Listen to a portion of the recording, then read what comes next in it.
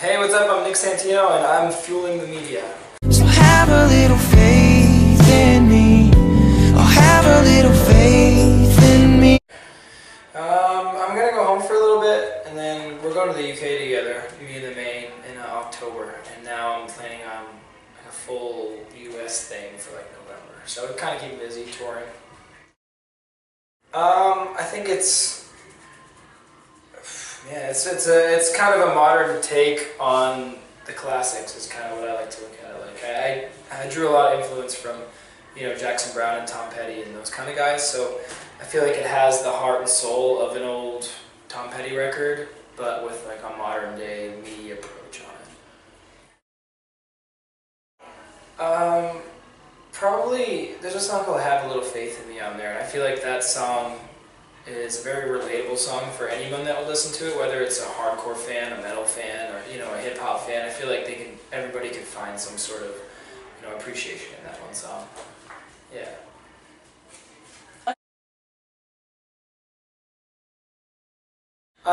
Well, Northern Wind and what I'm doing now is the exact same thing.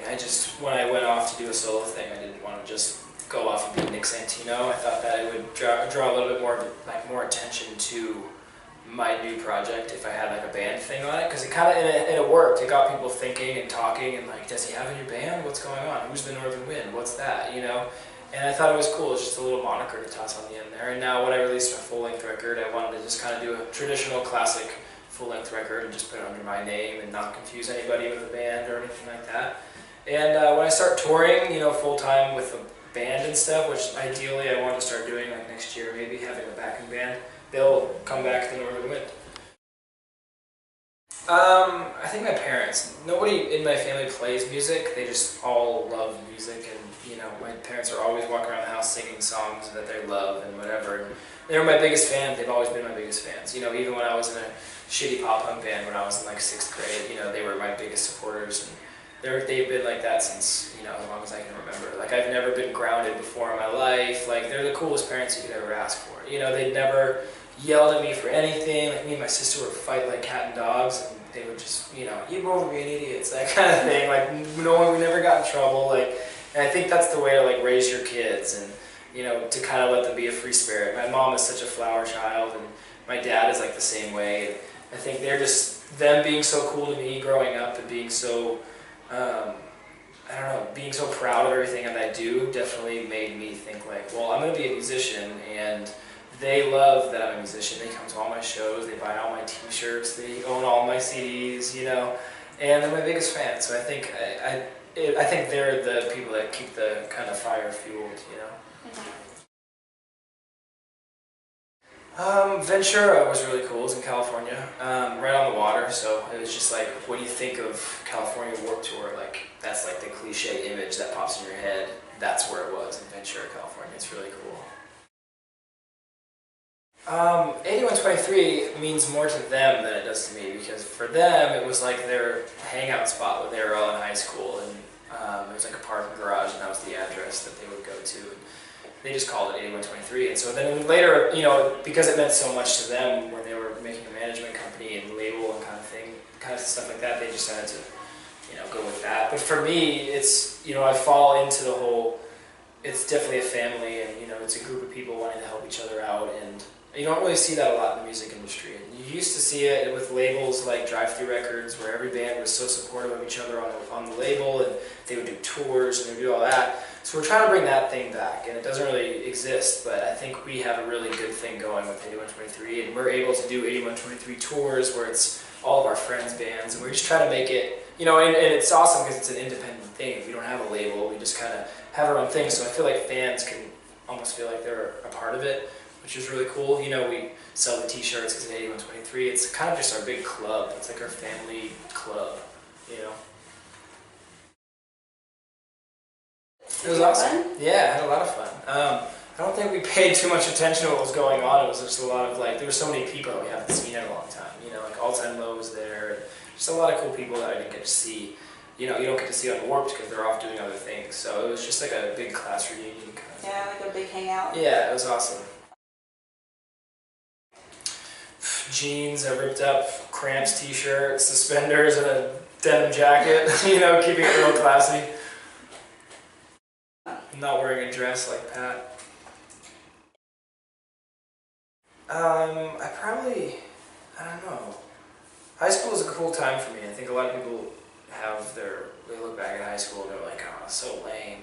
And like, I wasn't a cool kid. I was just a dude in bands that would always play on the weekends. And I did my graphic arts classes and I loved doing that. I made friends with all those teachers that I still talk to today.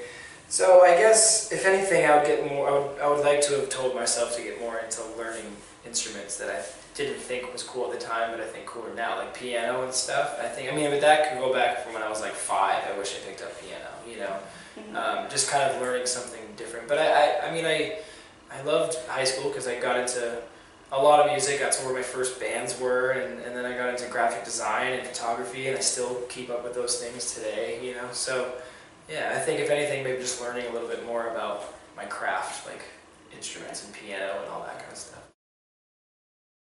My songs? Yes. Yeah, I don't have too many under my own name yet, but maybe Have a Little Faith in Me, Keep On Going. I'll pick them off the new record.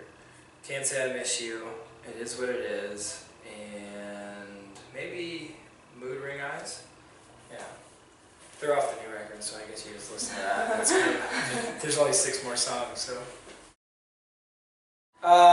I've been into Saves the Day since I was like 12, so they're always awesome to watch every day. And I've been getting into this band called Vanna on the tour. They're just Boston hardcore, and I'm from Boston, so it's really cool to see kind of like a hometown thing on tour. Yeah, like family based. Yeah, it's cool. Yeah. Oh man. Including yourself in this. I'm pretty clean. I am very OCD, so I don't ever leave anything besides like my sandals in the hallway. Man. Garrett's probably the dirtiest. No, they're all collectively pretty dirty. In their own ways, though, I guess. Garrett's cool. We're all cool. It's not really. Warped Tour is a hard question to ask that because everybody's really filthy and dirty. But I've looked into Garrett's punk and it's pretty messy, so I'd say Garrett. Fashion sense, man. We all got the best fashion sense. Through your eyes. I don't know. Like, whose wardrobe would you not go through? I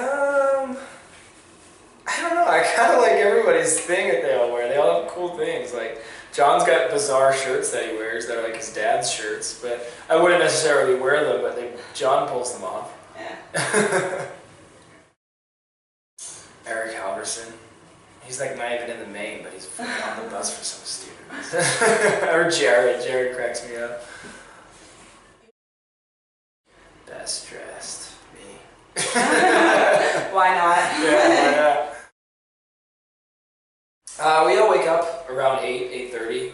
We're a very proactive band. We don't like to be those lazy guys that sleep till 11 while their crew does all the work. So we get up and we help Peter set up the merch table and merch tent and everything he needs over there. Some of us get him breakfast depending on who the day is because he's got so much to set up himself. Where we try to make it easier on all of our crew guys. A couple of the dudes go off to the stage to pull all the amps and stuff out of the truck. Everybody else gets, Jared runs around and hangs up posters with their set times on it. And Pat, Garrett, Kennedy, and Eric walk around with a line up front before doors open with their set time, and they sell CDs. And I'm a one-man show, so I kind of have to do everything. So I'm over there writing my set times down on my posters and doing all that stuff and helping out at the tent. And then depending on the set time, you play, you get lunch. Sometimes you get to take a nap if it's perfect nap time. And then you eat dinner. For me, I've been watching a lot of bands, so there's a lot of band watching in between. And then the night is over and you hang out. Usually there's a barbecue after. We all go and we hang, and then we get on the bus and we drive and sleep and we do it again.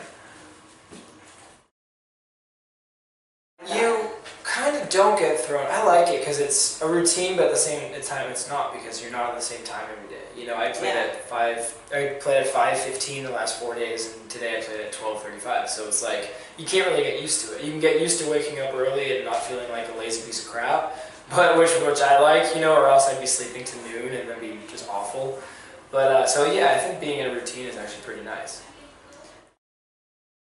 I honestly just go out and play it. I don't try to, I just go out, sound check, wait a couple minutes before, and then when it's time, I hop back up and I play some songs. I try to keep it very organic and natural, and I try not to get into like this, okay, I'm going to play the best set of my life. You know what I mean? Because you don't really know. So I go out and I try to be as personal as possible with the kids in the crowd, and I just have a good time. I figure it out every day. I keep most of the songs are the same, and then there's certain songs that I rotate in and out. It is kind of a challenge every day, and sometimes if people ask for a song before I even play, like if I catch them out, you know, by the merch, and they're like, "Can you play this song?" Then I'll definitely throw that one in there if I knew how to play it. But on this one, I'm trying to not play any Rocket songs. There's been a couple dates where I throw in like Baby Blue Eyes because I thought the crowd was really awesome, and I was like, "Here's a present for you," you know. Yeah. So I'm trying to promote the new record as much as I can. So I play a lot of that stuff, and I do some covers and stuff to kind of educate people, like covers they won't necessarily know. I'm not playing like Wrecking Ball or something like that. So I'd play like a Tom Petty cover or like a Jackson Browne or Ryan Adams cover or something. Yeah. Probably go out with Tom Petty and the Heartbreakers, because that'd be amazing. And we just call it like Nick Santino and the Heartbreakers. Tom Petty and Nick Santino and the Heartbreakers. That'd be the name of the tour. Least favorite just being away from home, but favorite being that I get to do this for a living. You know, I get to travel and play music, and it's awesome. No 9 to 5. Exactly, it's great. Nick Santino is just a normal, well, not really normal, I'm a weirdo, but just a normal everyday person that, you know, I don't really have an ego. I don't think that I'm cooler than, you know, your band. I don't think you're any better than me. I don't think I'm any better than you. You know, I kind of try to stay right in the middle, and I try to show people that I'm just like them. You know, I feel like there's a lot of people that walk up to you and they think like you're going to be like this asshole, and they're very surprised, and I'm like, well, don't come up with the intention thinking about, you know, I'm going to be an asshole, and be like, that kid's really cool. So I try to be a really, not try, I mean, that's how I am. I'm a very free spirit, positive, happy person, and there's no reason to be scared to talk to me. So have a little faith.